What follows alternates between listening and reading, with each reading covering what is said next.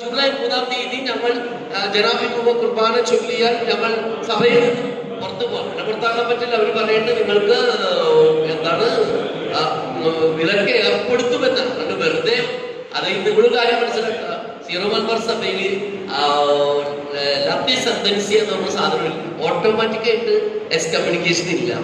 നടപടി എടുക്കേണ്ടതായിട്ട് വരും. അപ്പൊ നടപടി എടുക്കേണ്ടതായിട്ട് അവരുടെ കുർബാന ചൊല്ലിയില്ലെങ്കിൽ അപ്പൊ തന്നെ നമ്മുടെ പരിപാടി സീറോ മലബാർ സഭയുടെ കാരണങ്ങൾ അനുസരിച്ചില്ല. മനസ്സിലായോ?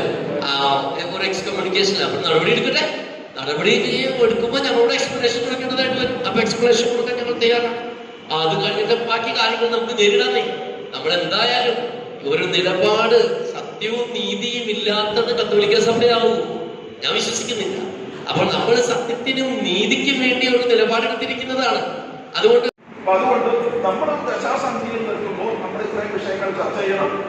രണ്ട് കാര്യങ്ങൾ നമുക്ക് ചർച്ച ചെയ്യാം. നിങ്ങളുടെ എല്ലാവരുടെ അഭിപ്രായങ്ങൾ പറയണം. ഒന്ന്, ഇപ്പോ നമ്മൾ ഒരു പ്രതീകാത്മകമായി ഈ സിനിമ സർക്കുലർ കത്തിക്കുന്നു. രണ്ട്, ജൂലൈ 3-ന് മുമ്പ് അല്ലെങ്കിൽ നേരത്തെ തന്നെ പറഞ്ഞതുപോലെ സിനഡ് നടക്കുന്ന വേളയിൽ നമ്മൾ മറ്റേതെങ്കിലും തരത്തിലുള്ള പ്രതിഷേധം നടത്തേണ്ടതുണ്ടോ? ഉണ്ടെങ്കിൽ അതെങ്ങനെയാണ്?